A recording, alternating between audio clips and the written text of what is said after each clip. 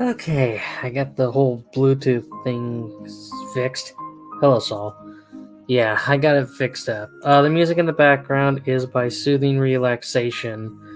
So I just wanted to mention that.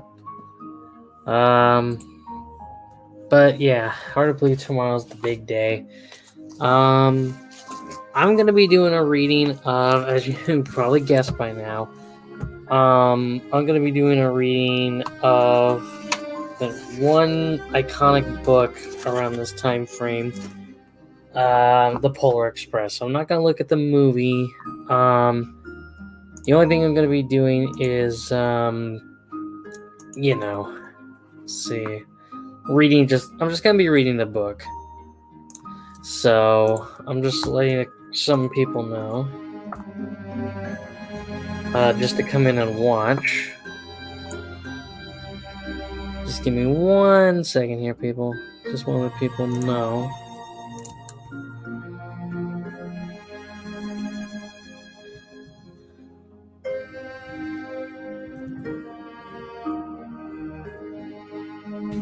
There we go. Okay, I just had to let a few people know. So, let's get into it. Let me just turn this down a little bit. Okay, let's get started here. This shouldn't take too long. This is honestly a really good book. I remember growing up on this, and this is a nice little bit of nostalgia, so let's get started here. On Christmas Eve, many years ago, I lay quietly in my bed. I didn't rustle the sheets. I breathed slowly and silently. I was listening for a sound a friend had told me I'd never hear. The ringing bells of Santa's sleigh. There is no Santa, my friend had insisted, but I knew he was wrong. Late that night, I did hear sounds, though not of ringing bells. From outside came the sounds of hissing steam and squeaking metal. I looked through my window and saw a train standing perfectly still in front of my house. It was wrapped in an apron of steam. Snowflakes fell lightly around it. A conductor stood at the open door of one of the cars. He took a large pocket watch from his vest, then looked up at my window. I put on my slippers and robe, tiptoed downstairs and out the door. All aboard, the conductor cried out, and I ran up to him. Well, you coming? Where? I asked. Why, to the North Pole, of course. This is the Polar Express. I took his outstretched hand and he pulled me aboard. The train was filled with other children, all in their pajamas and nightgowns. We sang Christmas carols and ate candies with nougat centers as white as snow. We drank hot cocoa as thick and rich as melted chocolate bars. Outside, the lights of towns and villages flickered in the distance as the Polar Express raced northward. Let's see, Lucian, can you join? Only if you have the book. Because if you have the book, I can let you read a page or two. Let's see. I forgot actually what your your Discord was, so let's see. I'll keep going. I want to keep going. Soon there were no more lights to be seen. We traveled through cold, dark forest where Let me read that again. Soon there were no more lights to be seen.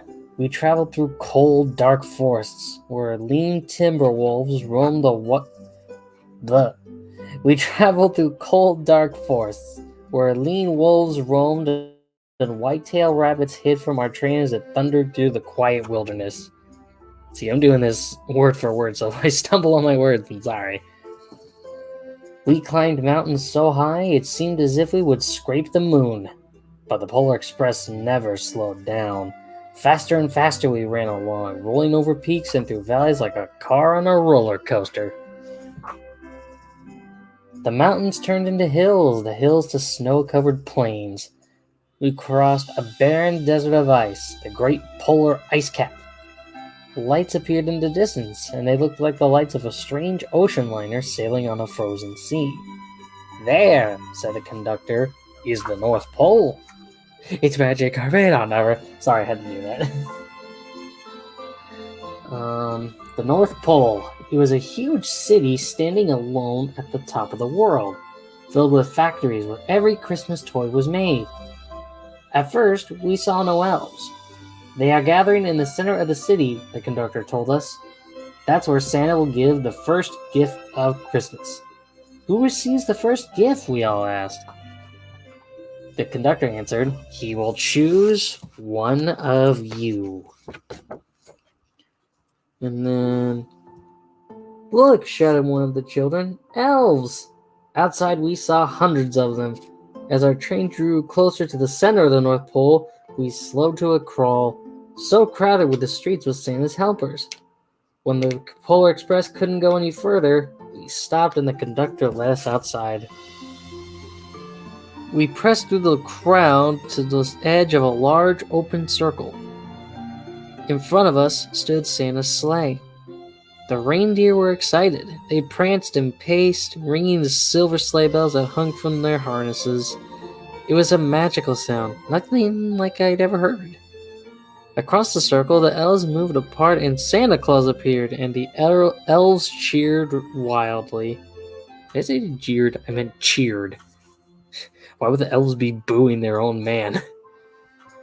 He marched over to us and, pointing to me, said, "Let's have this fellow here." He jumped into his sleigh. The conductor handed me up. I sat on Santa's knee and he asked, "Now what would you like for Christmas?" I knew I could have any gift I could imagine, but the thing I wanted most for Christmas was not in Santa's giant bag. What I wanted more than anything was one silver bell from Santa's sleigh. When I asked, Santa smiled.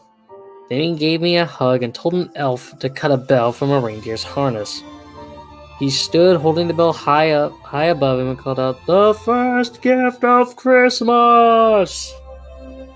Sorry, I didn't want to yell too loudly. A clock struck midnight as the elves roared their approval.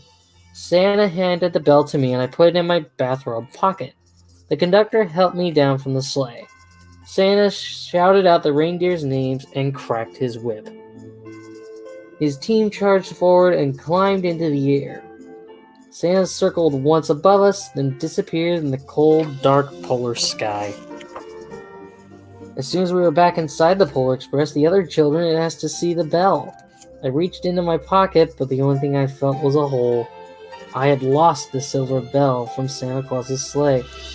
"Let's hurry outside and look for it," one of the children said.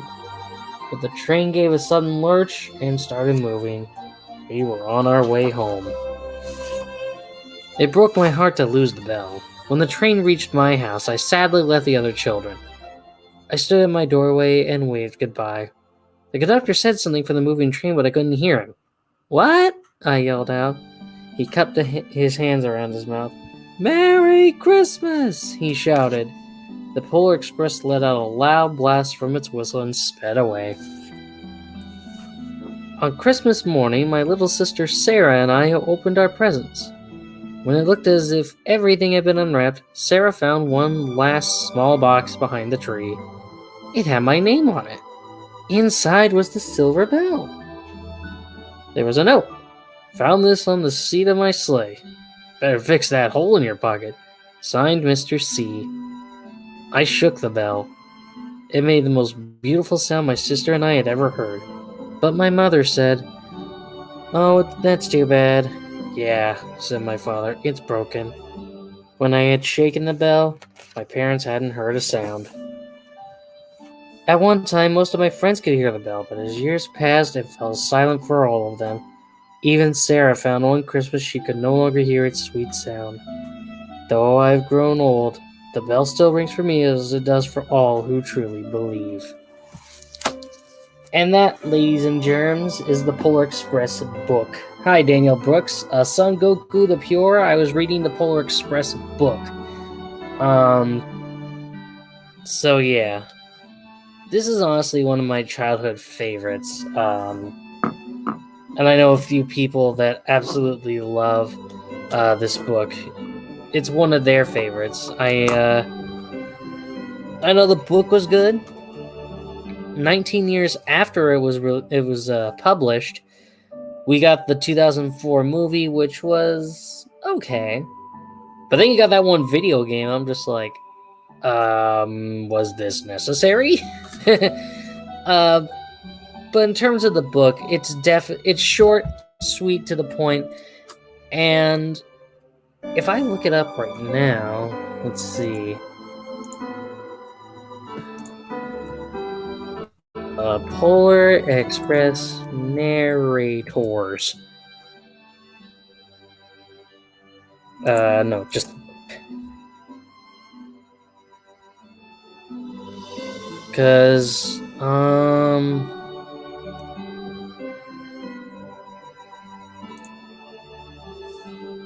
let's see. Sorry, it's I'm trying to find who was voicing the narration, because there's a few different people that actually did the book narration. And I'm trying to figure out who those people are. One of them was well, the first one I remember, his name was William Hurt. I don't know if he's related to John Hurt. I'm not sure, but I do know that in the in the most recent rendition, it's actually Liam Neeson who does the the narration, which is a little bit crazy. Not to say it's bad, but I did not expect him to do that. Let's see.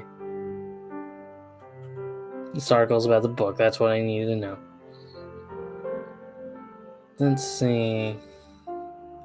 Development, no. It doesn't say. I'm surprised. But William Hurt was one of the narrators, and then Liam Neeson was another. Yeah. Which I just find really crazy. Chris Van Allsburg was the one who wrote the book, and also did the illustrations and the cover. But I'm trying to find out who narrated it. That's what I'm trying to figure out. Van Allsburg. Yeah, the real 1225 was used to create the animated image of the engine in the movie, and the whistle was actually, yes, Sierra Railway number 3, which is pretty cool.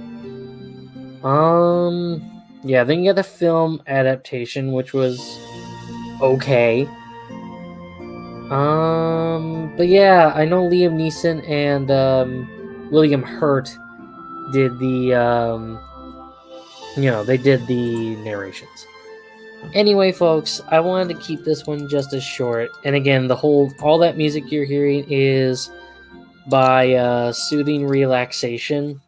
I would definitely recommend listening to them during this time of year. And for some of us, it's still Christmas Eve, but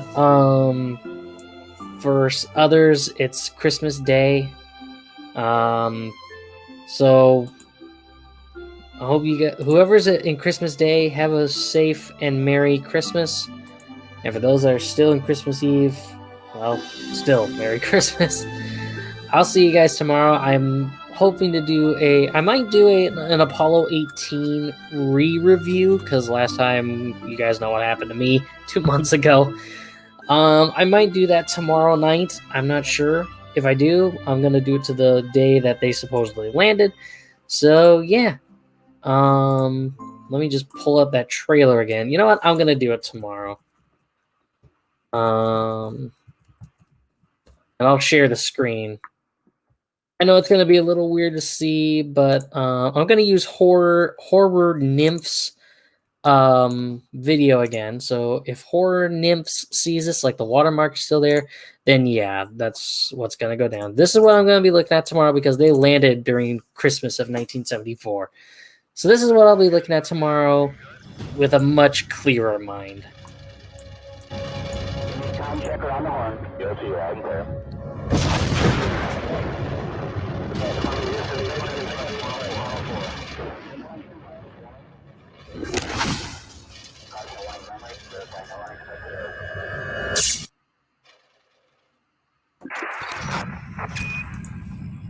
We're going for the moon. Loud and clear. Take her down. Here we go, Ben. You ready? I sure am. Waiting a long time for this. It's beautiful, isn't it? Only 12 guys have seen this view. Day 1, DOD mission report. I gotta document this. Nate said he never snores in his sleep. Now I got proof. Houston, how does the motion sensor work? You hear that? Yeah. We've been experiencing unexplained malfunctions. Look at this. Flag's gone. Tracks. They aren't ours. They lead away from our sector. Mike, you're picking up interference. I've never heard anything like it. Restoring communication needs to be priority 1. Without that, we're not going home. What the hell is going on? Looks like the hull's insulation is damaged. Something's moving. Something's inside my suit. Nate!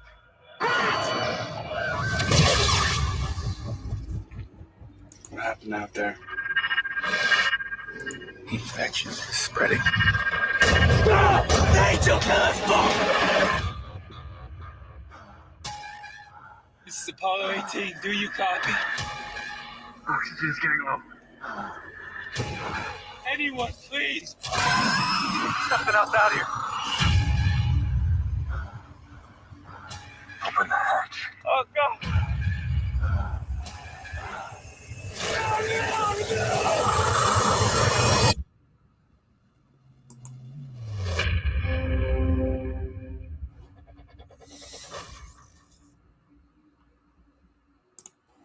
So yeah, that's what I'm going to be looking at tomorrow. I know I went from something really wholesome to something really crazy, but I'm doing it because that's when that movie takes place. So I was only showing what I'm going to be reviewing tomorrow, and yes, I'll have a much clearer head. It's not going to be like this past October where I'm just acting here, where I was with time. You know what I mean. I was basically completely hammered, and I really couldn't think straight. So, I'm gonna be sober tomorrow. If I sound a little tired, maybe I had a little something to drink, but it's not gonna be where my speech is slurred or anything like that. Don't worry. I'm gonna be ready to rock for that one, and then afterwards I'll be talking about some other stuff I wanted to talk about while I was on break. I just wanted to take a break from live streams earlier this month. That whole month of October did take a little out of me, and now it's like 2021's a week away, so it's crazy. But yeah, the Polar Express book is really good, and Apollo 18 is a really good movie. See you guys tomorrow, and have a safe and Merry Christmas. Bye.